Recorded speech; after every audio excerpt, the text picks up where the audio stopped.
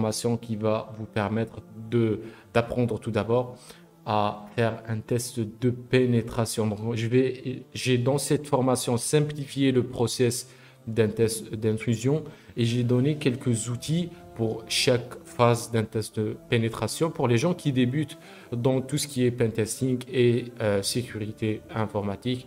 Vous trouverez le lien de la formation dans la description. Vous pouvez joindre aujourd'hui gratuitement cette formation et le lancement se terminera demain matin. Donc, allez-y, vous allez trouver toutes les informations dans la description.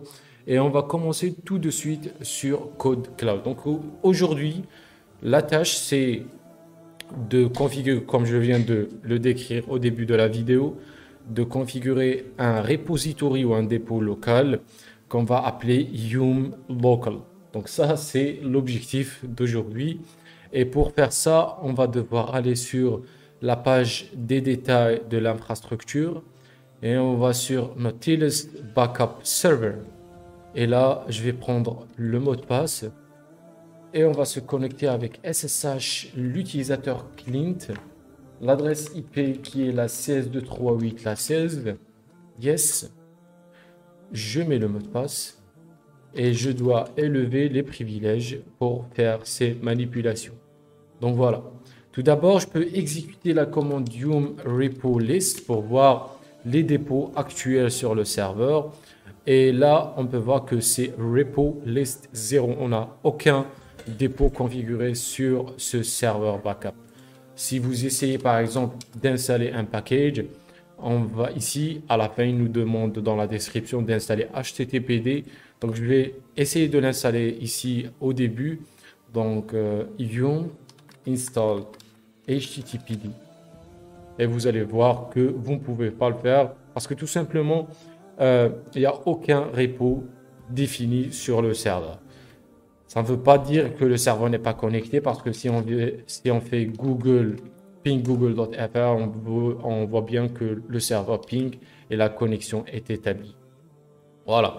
Donc, pour faire cette manipulation, il nous donne accès au répertoire qui s'appelle Packages Downloaded RPMs. Donc, si je me déplace vers ce répertoire qui s'appelle Downloaded RPMs, je fais ls, vous allez voir qu'on a une multitude de packages qu'on va utiliser comme dépôt local. Ça, c'est très intéressant aussi d'un point de vue sécurité informatique parce que vous voulez donner accès à vos utilisateurs seulement aux packages qui sont sains, qui ne sont pas malicieux.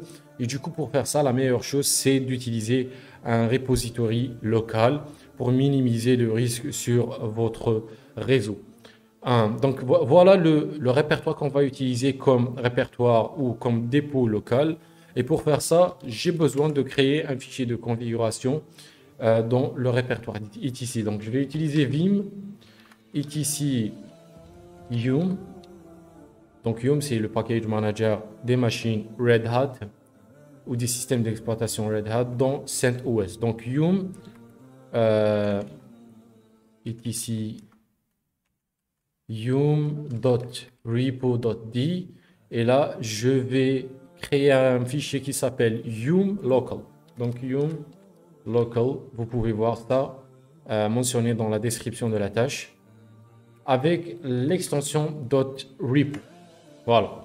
Maintenant, en appuyant sur I, je peux insérer les informations de mon fichier de configuration. Je vais donner un nom à mon fichier de configuration. Ici, il nous demande de faire yum local. Donc, je vais faire yum local ici. Et le nom du repository ici, yum local. Voilà. Base URL, c'est tout simplement l'adresse du serveur ou plutôt, si vous voulez, le fichier ou le répertoire que vous voulez utiliser comme dépôt local. Des fois, vous avez un serveur dédié pour le repository ou pour le dépôt. Donc ici, vous allez tout simplement mentionner l'adresse IP du serveur. Sinon, si vous avez un répertoire local comme notre cas ici, je vais juste mentionner le répertoire qui est /packages/downloaded RPMs. Enabled, c'est tout simplement c'est que je veux activer ce repository. C'est pour ça que je l'ai mis sur 1. Si vous voulez le désactiver, vous pouvez le mettre sur 0. Et GPG check à la fin, c'est mis à 0 pour ignorer la vérification des signatures GPG. Parce que tout simplement, je fais confiance à ce répertoire, je l'ai vérifié et je peux tout simplement lui faire confiance. Voilà. Maintenant, je vais sauvegarder avec $.wq et je vais sortir. Avec ça, si je fais la même commande yum repo list pour lister les repositories que j'ai sur le serveur, vous allez voir que j'ai un repository qui s'appelle yum local avec 55 packages que je peux utiliser pour les télécharger, les installer.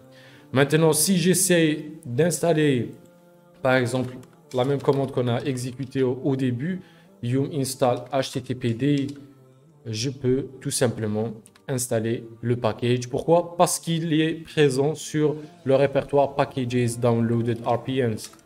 Si je fais ls, vous allez voir ici httpd. Vous allez voir d'autres packages. Mais si vous essayez d'installer un package qui ne figure pas dans ce répertoire, vous ne pouvez pas le faire. Donc c'est tout simplement ça. Si on fait check confirm, je pense qu'on a pu exécuter la tâche avec succès. Et voilà. Donc, n'oubliez pas de rejoindre la formation gratuitement aujourd'hui avant demain. Le lien, c'est le premier lien dans la description. Je vous invite à nous rejoindre. Et si vous avez des questions, vous pouvez les mettre dans la section de commentaires et on se retrouve dans la prochaine vidéo. Peace.